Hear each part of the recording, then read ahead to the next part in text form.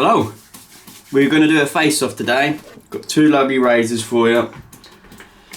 We have got this Tuckmar, or Tuckmar, German Solingen.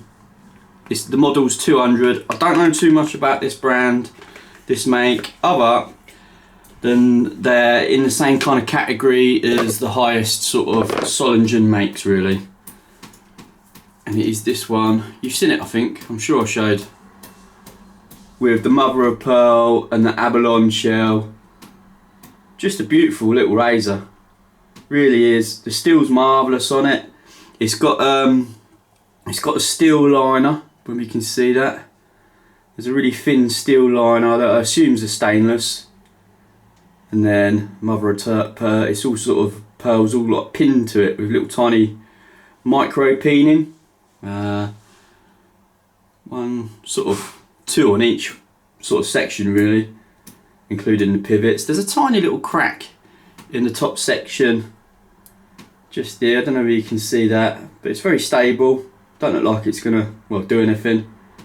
Really pretty. Some great grinding on it. There was some form of etching on the face, and all the etching really says, you can still see it in certain light, Tuckmar, but it basically copies what's on the case to a point. It kind of just copies that, really. Best quality steel, Tuckmar. Yeah, Tuckmar. Best quality silver steel, registered. I didn't take it off or anything. There's the stamps on the back. I didn't touch it in terms of that. It was all gone by the time I got it. It's one of them lucky finds as well, really. I'm sure I got this in a job lot. I've had it ages, so I can't quite remember. Wonderful steel. Sits lovely on the hones, on the stones as well. And then we've got this George Butler, Mr. George Butler, Sheffield. And again, this is one that you see the other day that I got through the stones and everything. And I really, well, I've been excited to shave this actually, because every time I sort of placed it back on the stones, it's just been lovely. It's got a really sort of like nice sweeping edge. Well, that's what I'll call it. It's one of the finest bevels. Really is. Tiny, tiny bevel. It just says Butler on this one. So, take what you like of that. But I reckon it's not as old as some, we'll put it that way anyway. Marvellous Sheffield hollow grind. Really is rather tiny. Yeah. And again, that was just beautiful on the stones. Really was. I'm going to be shaving today with a Mysore Sandalwood. Let's get rid of this gruff. Got days of it. Oh. I've been playing around with some more Sheffield wedges. Literally before I come up here, I've got is it James Barlow? I think it's a James Barlow one. It's about 23mm. It's got a real sort of great big smile on it. I had to do some big corrections towards the heel, one side of the heel. Let me try and think. Can't remember if it's the face. But anyway, one side of the heel was really, really out. Like, I mean, when I had my 1000 grit on it, it was just miles out, and it would have took me a month to hone down to it. Anyway, so I've reshaped the profile of the edge towards the heel. And it's done the trick. It's now chasing the edge properly, as should. Sometimes you need to reprofile the edge, basically. Long and short of it, that's one of your jobs when you sort right out razors. Get them on the stones. Sometimes you have to change the shape of the edge because it's not matching the spine, basically. It's not matching the flow of your laps, your stroke of your laps.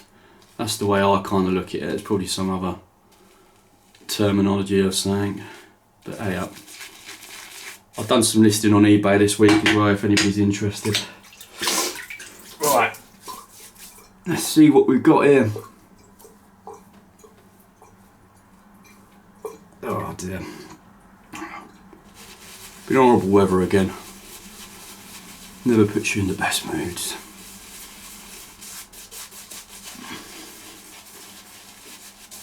That James Barlow was in that lot I bought when I was chasing that Joseph Wassenheim razor, and I weren't really planning on keeping any other razors out of that one other than a Vandalin one from an American maker that I forget.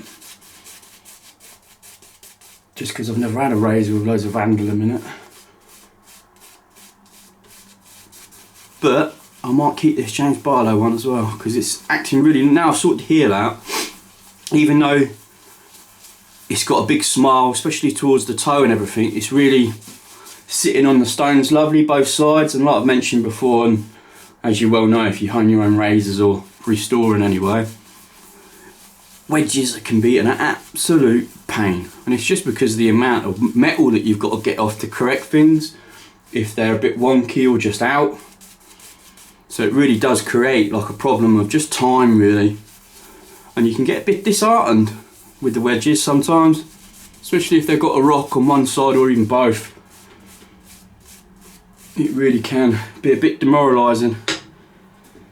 But you kind of get there in a way. I've been having a look at my stubbies again a little bit this week, and they're just going to be ages on the stone. And like I mentioned before, look, this has got a little nook here, like a little pointy bit on the old shank. There it is, look. See where that is? But look at this, look. It's like it just fits where your thumb. Sorry, I was looking at it and not putting the camera. It really is like, I know some people are one finger or two finger. I'm generally one finger, I am. But yeah, it's lovely. It really kind of like adds to the grip, we'll say that. Right, let's have a little looky feel. And as I imagined, you can really tell this has got some of the best Solingen steel. And I was reading something the other day, and Solingen steel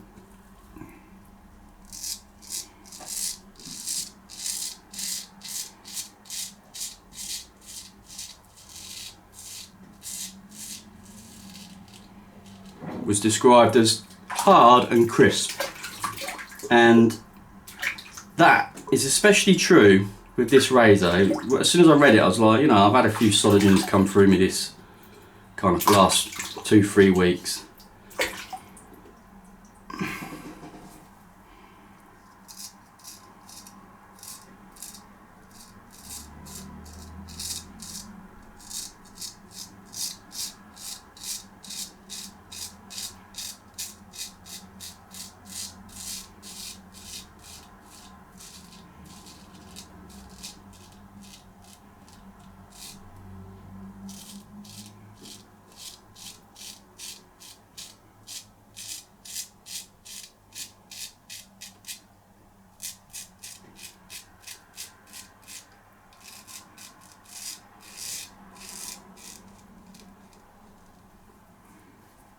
From heel to toe, it's had a good check.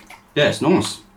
I really thought it was going to be top dollar, and I think it's definitely proving to be what I assumed. See, it's quite a thin old grind when it gets to the thinness of it, but it's quite a stiff feel to it, like on the stones and everything. Even there's not much flex with it, and it almost feels a bit like a half hollow. And I'll just put that down to the firmness of the steel, really, because it really is rather thin. Like, it really is, really thin. But yeah, things like that change with just the metal, really. How hard and crisp. Right, let's have a go at this Butler. Like I said, I've been looking forward to this. Bit louder, to be expected. Looks louder there.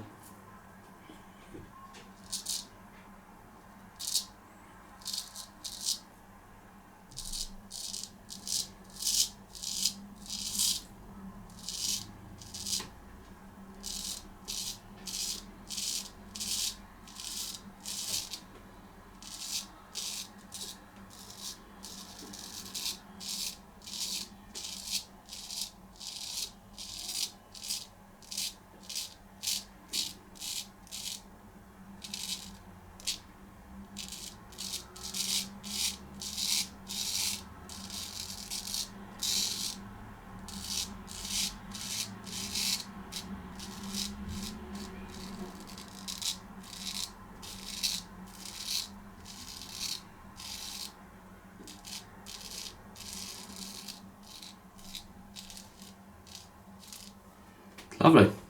Really is. Great razor. I'm pleased I've got it back shaving in the manner it is. I think I was the first to hone this. There was a couple of razors this week, well, sort of last week really, but Thomas Turner and this one, and I'm near sure they had the factory bevel on them still. Barely any home wear whatsoever. And what's on there is I've added it once it's done the 1000 grit. I'll move on to the 2000 grit with no tape. It's barely a blemish on it. It's a lovely razor. I've got quite a few like this though, so whether this one or oust some I've got, I'll have a look. Mr. George Butler made all sorts of tools, but for many a year they specialised in razors.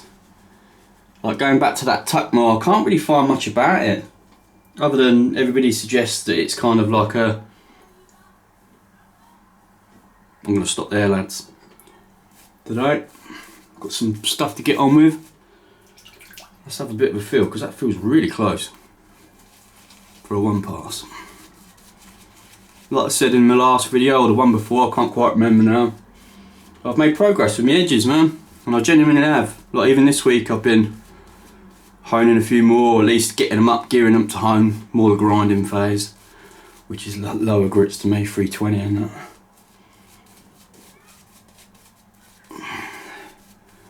And I've definitely made progress. I can feel that I have. And you've got to remember, a lot of sharpening, especially this form of sharpening and honing, is to do with feel.